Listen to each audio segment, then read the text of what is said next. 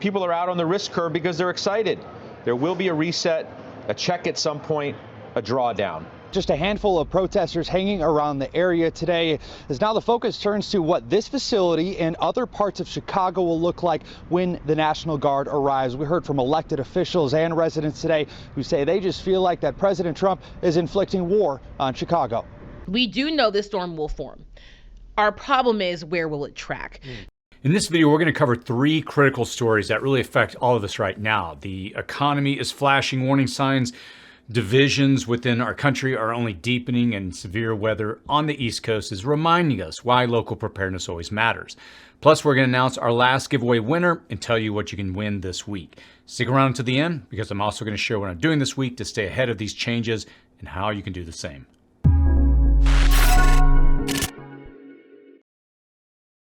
If you're new to this channel, my name is Chris, and on this channel we discuss emergency preparedness, aka prepping. I make these updates to really help you stay ahead of what's happening and not to add to the noise of everything else that we're having to hear every week. Every week, more headlines, they remind us of how connected everything is, from our economy to politics to the weather outside our window. And when one system falters, the effects really ripple through every community. In this video, we're going to start with the economy and why the signals beneath the surface are flashing red. Then we're going to look at the growing tensions between states that is testing our strength of our union, but more importantly, what this really means to you. And finally, we're going to turn to the storms moving across the East Coast to kind of real-world events that remind us why we prepare in the first place. The goal here is really simple: to understand what's changing, stay grounded, and keep building the kind of resilience that steadies your household no matter what happens next. So let's dive in. Hard signals. You may have noticed here on the channel lately, we've been discussing the economy a lot in these news segments. And that's partially because we try to give you a heads up to help you prepare when we see obvious warning signs. It's also because so far, between inflation, jobs report, investor sentiment, many people's retirement plans and 401ks, tariffs, the decline of the United States dollars and the rise of the bond market, gold prices and Bitcoin, along with zero orders for soybeans, reduced purchases of exported beef, every trip to the grocery store costing more, farms filing for bankruptcy, and consumer confidence failing, every indicator I can find is flashing bright red. There are really no green lights here, and at best there's a fading yellow. On jobs, the surface can look steady, but the internals say otherwise. The ISM Services Employment Index, which measures employment trends in the United States services sector, has contracted for 4 months in a row, most recently registering 47.2 in September of 2025. Now, reading below 50 indicates contraction, and this ongoing job decline in services often precedes a slowdown in headline payroll reports, signaling that overall employment may weaken soon. The Bureau of Labor Statistics also issued a preliminary revision that removed 900,000, nearly a million jobs from March of 2024 to March of 2025. That tells us that the labor market was weaker than many had believed. Households usually fill that as cut hours, trimmed commissions, delayed pay increases, and job moves that do not pan out. Money is moving to safety. Gold just broke $4,000 an ounce for the first time on record and is up roughly 50% this year, driven by central bank buying, a weaker dollar, and macro uncertainty. And when investors pay record prices for an asset with no yield, it is often a vote of no confidence in the policy path ahead. That move tends to flow through to real-world prices with a lag because energy and transport link markets to the grocery bill. Cryptocurrency is sending a parallel message. Investors are looking for assets not pinned to the dollar's valuation. Bitcoin notched a fresh all-time high this week, briefly above $125,000, bolstered by record inflows to spot ETFs and heavy trading volume. Whatever your opinion on crypto, the mechanics are straightforward. The ETFs act as steady buyers whenever new cash comes in. Inflows have been robust, with single-day totals near $1 billion and volumes in the multi-billions. And when people worry that cash and bonds will be worth less than inflation, they reach for hard assets such as gold and a vault or a digital bearer asset. Another weight around the economy's neck is the API capital spending boom. There are some strong indicators that AI is a bubble right now, like the dot-coms, housing, and credit bubbles of our recent past. It has lifted indexes and GDP. The bubble dynamic is supported by debt finance investments and could cause a sharp correction with widespread consequences, especially as the entire financial system becomes highly dependent on a few major chip makers like Nvidia.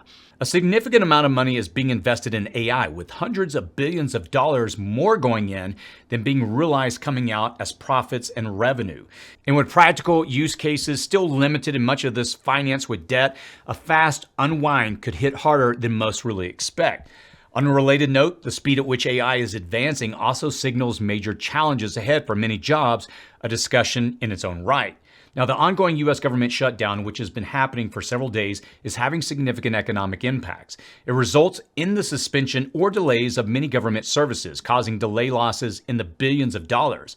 Many federal employees are furloughed or working without pay, which leads to increased financial strain on families living on credit and rising debt levels. The situation is further exacerbated by intense media coverage, which highlights the economic challenges and personal stories of those affected by missed paychecks and delays. International and domestic investors are growing increasingly skeptical of U.S. stability, effectively applying the brakes on the economic growth with each passing day. Experts warn that if the government shutdown continues for weeks or more, it could significantly reduce economic output, delay critical economic data like jobs reports, and further erode consumer confidence. Overall, the shutdown creates a serious drag on the economy, with potential lasting consequences as uncertainty and financial stress mount across both Wall Street and Main Street. Tie all these strands together, and you get a simple picture. Job momentum is softer than the headlines implied. Households are stretched. Capital is moving into hard assets. A narrow set of AI winners is driving market indexes while warnings about overvaluation grow louder. And this is not a forecast of collapse. It serves as a nudge to pay attention to real-world indicators such as hiring freezes, hours being cut back, late customer payments, and rising insurance premiums. These are the cracks that you fill before they show up in a chart. What am I watching for in the next few weeks? Let me share that in just a moment. Thanks to Incogni for sponsoring this YouTube ad-free video. In preparedness, we lock doors, store food, and build backup systems to protect our families. But there's another vulnerability most people ignore: our personal data. Right now, your home address, phone number, financial details, and even family connections are sitting on dozens of sites for everyone to buy. Data brokers collect and resell it to advertisers, scammers, and identity thieves, leaving you exposed without ever knowing it. I've seen firsthand how bad it gets. A couple of years ago, my phone wouldn't stop ringing with spam calls, and when I Googled my name, I found my personal details on site after site. After using Incogni, that information started vanishing. Today, the spam calls are almost gone, and searching my name doesn't expose me like before. The game changer now is Incogni's unlimited plan with custom removals. Beyond the 250 plus data brokers they already target automatically, I can paste any shady link where my data appears into my dashboard, and their privacy experts go to work scrubbing it away. It's like extending the fence line around your homestead, tightening security wherever you find a weak spot. Take your personal data back with Incogni. Use code PREPPING at the link below and get 60% off an annual plan at incogni.com/prepping. It's risk-free for 30 days. What's next? Here's what I'm personally watching for in the next weeks ahead. If gold stays above $4,000 an ounce while policymakers discuss rate cuts, that shows investors are seeking safety rather than speculation. Bitcoin is sending the same signal. Strong ETF inflows suggest more people are moving from paper assets into hard stores of value. Confidence in the dollar is weakening, and that usually shows up in everyday prices before it reaches the headlines. Inflation, job losses, and falling consumer confidence are making life harder for many. Meanwhile, the ongoing government shutdown is exacerbating these issues, causing disruptions to paychecks, benefits, transportation, food safety, and public services. And this is not about politics or who you choose to believe in interpreting the numbers. It's about practical resilience. In uncertain times like these, a person's survivability depends more on skill than spending power, just as it did during the Great Depression. I would encourage you to learn to grow and store food, mend clothes, fix your car, and maintain what you own. Build connections with your neighbors and help each other out when possible. The more we prepare, learn, and stay connected, the steadier our households and communities will remain no matter what comes next. How about you? Do these market signals feel like background noise, or do they line up with what you're seeing at work and at the store? Are you leaning more into reserves at home or holding off? Share your take in the comments so the community can compare notes and prepare together. Fractured lines. Let me pause for a moment and discuss something I'm finding incredibly concerning. Something is happening that is not really being covered enough, and I don't think people are paying attention to, and it really deserves a clear look. If you follow me for any length of time here on this channel, you know I try to avoid politics. But what is unfolding right now goes deeper than politics. It touches the foundation that holds this country together. In recent weeks, the executive branch has taken several unprecedented steps that have left constitutional scholars warning about a brewing historical crisis. And at the center of it all is a growing clash between federal and state authority, and now even state-to-state challenges unlike anything seen in modern times. Please bear with me for just a moment as I lay this out. I'm not making statements on policy here.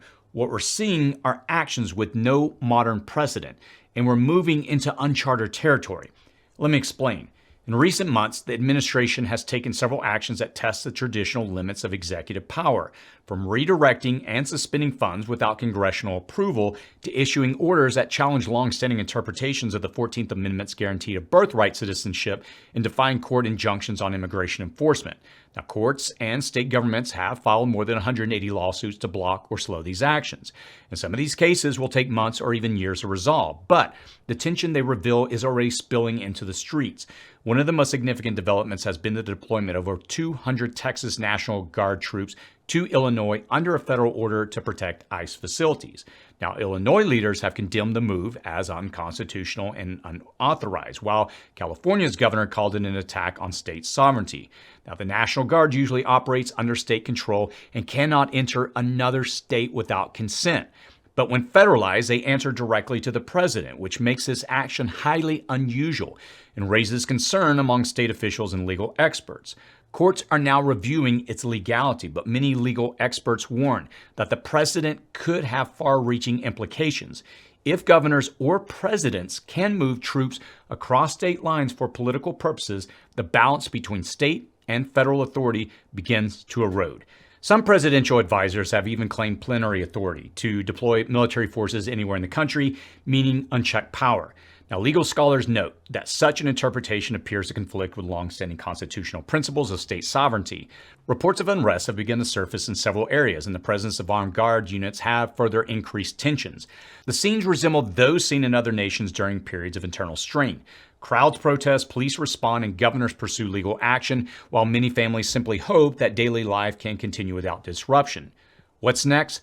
Each time the lines between federal and state authority blur, everyday life becomes harder to hold on to. Trust erodes, fear rises, and we become more divided. Every system grows more fragile, from food and fuel supply chains to policing, finance, infrastructure, and local services. If fractures deepen, the fallout will not stop at state borders. It will spill into every community, even the quiet ones, hundreds or thousands of miles away from urban or blue state protest zones. And if civil unrest continues to grow, the damage will not be limited to cities in the news. A breakdown in unity would ripple into every household in America. And here's my word of caution for you. Don't think that it won't impact you one day because what you're seeing on the news is happening to people that are far away from your community. Most of us just want to live our lives, keep our families safe, and see our neighbors as neighbors, not opponents. And when things like this begin in other places, the question always becomes, can this come to my community? I think you already know the answer. Imagine a situation where a state like California, which ranks among the largest economies in the world, decides to just stop paying into the federal system in protest. Overnight, Social Security, Medicare, and unemployment benefits would be delayed or suspended for millions across the country. A fight between governments at the top becomes a crisis for families at the bottom. Consider what happens if air traffic controllers, angry over withheld pay or unsafe conditions, stage a blue flight protest at major airports. In this scenario, flights stop, cargo halts, and the medicine that your pharmacy orders every week sits on a tarmac instead of reaching the shelves. Or picture a strike at ports when federal inspectors are furloughed or blocked. Within days, store shelves start to thin out, not because of a natural disaster or war overseas, but because we cannot agree among ourselves. And while none of these complications are 100% guaranteed or imminent, they are all possible to some degree. And this is why community cohesion is a form of preparedness.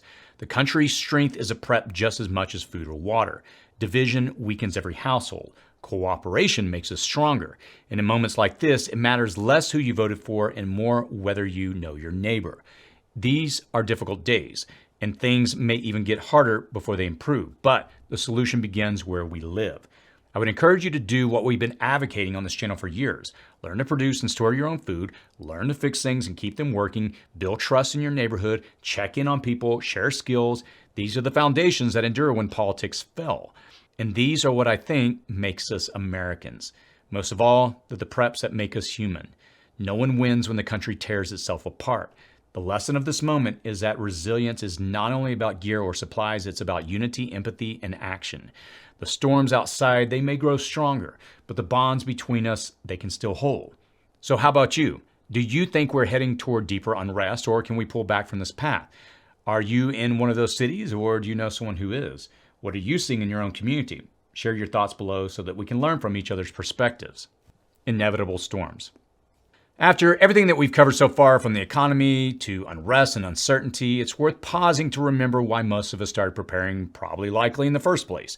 Not because of politics or markets, but because every year nature reminds us that disruptions do not always come from human hands. Even knowing that, many people turn to prepping after having already suffered through some major disaster. Being more proactive turns minor disasters into manageable complications. Right now, the East Coast is bracing for a sharp cold snap that could bring freezing temperatures as far south as the Carolinas. The National Weather Service has issued freeze warnings and frost advisories across multiple states, from Massachusetts to New Jersey, and forecasts show overnight temperatures dipping into the 20s, with the first hard frost expected to damage unprotected crops and strain power lines. And at the same time, Tropical Karen, who I'm assuming is searching out a manager at the moment, continues to form and is projected to strengthen as it moves toward the southeast. Hurricane Jerry is going to pass further out to sea, but the recent full moon means that coastal areas could see some significant storm surges. Even if Jerry stays offshore, Karen's not likely to. That storm is expected to deliver heavy surf, flash flooding, and strong winds to coastal areas. And for most people, these are seasonal events that could come and go. But they are also reminders that the crisis most likely to affect you is one that starts right outside your door.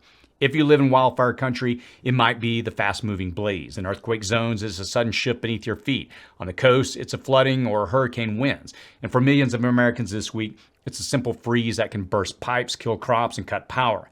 Disasters do not have to make a national headline to upend your life. A few inches of ice, a broken transformer, or a fallen tree can separate your home from essential services like heat, water, and communication. What is a minor inconvenience to your neighbor might be a major emergency for you. And that's why preparedness begins with the local and the ordinary, the things that happen every year, not just the ones that make the news. What's next? If subtropical storm Karen strengthens to tropical storm or cold front deepens, scattered outages, travel delays, and supply disruptions could occur along the coast. So watch the official updates from the National Weather Service and the National Hurricane Center, and do not wait for confirmation that the situation is severe before taking action. If temperatures are expected to dip below freezing, insulate outdoor faucets, cover sensitive plants, and check on the elderly or anyone without reliable heat. If a storm is approaching, secure loose items, top off your gas tank, and have flashlights, blankets, and water ready. And this may sound like small things, but small steps make the most significant difference.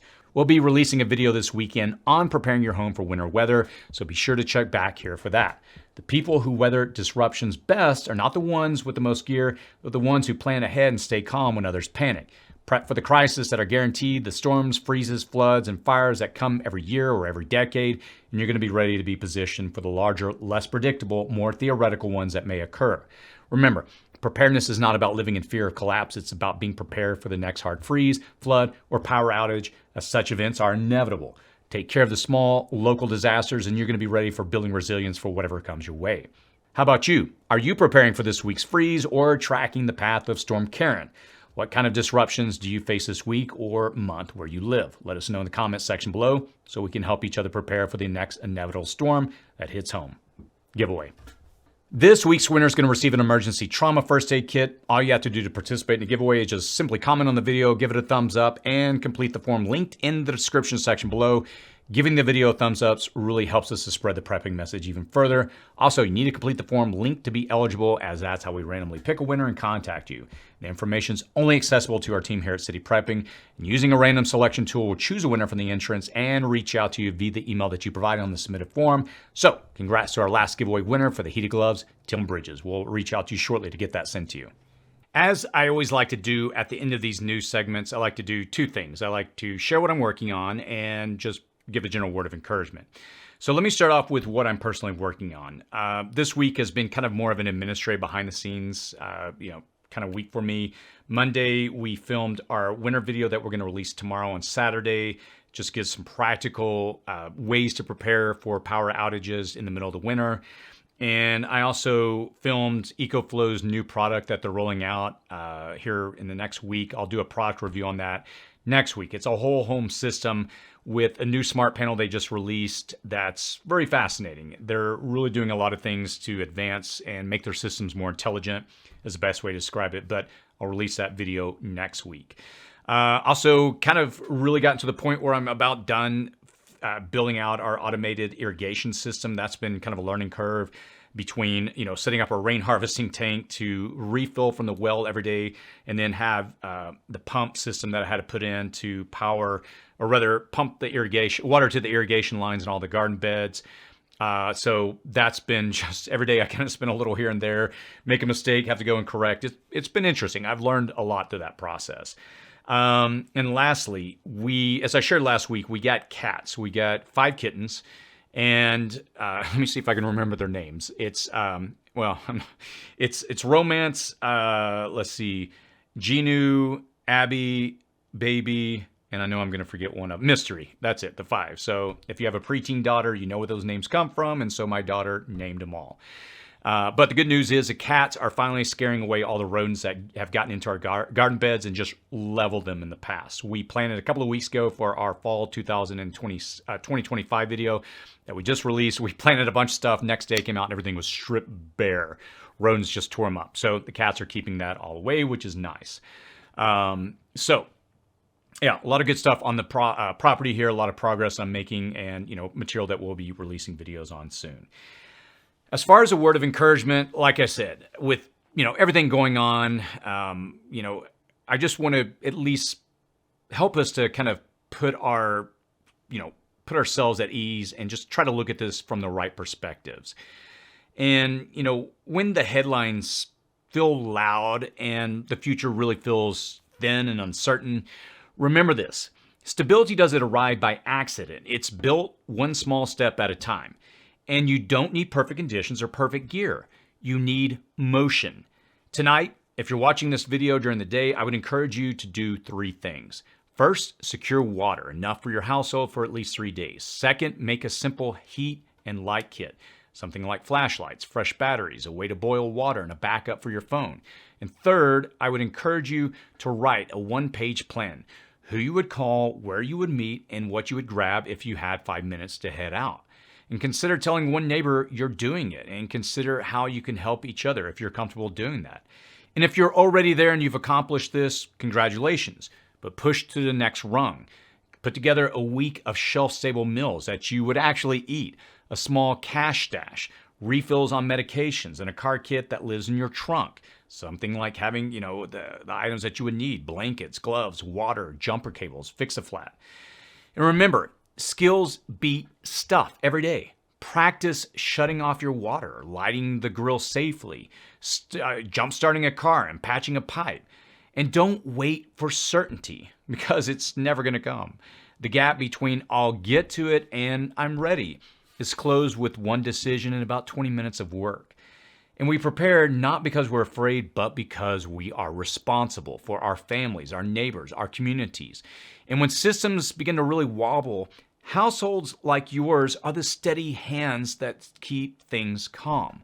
Start small, start now, and keep going. And as I always say on this channel, you're not a victim. That's why I personally love this community and am committed to it, because in the face of so much uncertainty, I can take action to prepare my family, and so can you. The news stories that we covered here, they remind us really how fragile large systems have become, from the economy to government to the grid itself. But it also reminds us that this ability starts small in our homes, our skills, and our communities. If you want to see what that looks like in action, watch our most recent video, The Backyard That Feeds a Neighborhood. I'm going to post links to these videos here on the side of the screen. It shows how 1/10 of an acre can provide real food security and build community strength. And if you're thinking about reliable power for winter emergencies, check out my solar generator guide. It explains what to look for when you're buying and considering one of these types of units, and how to keep your essentials running when the grid goes down. Again, both these videos are going to be linked here on the side of the screen in the description and comment section below. As always, stay safe out there.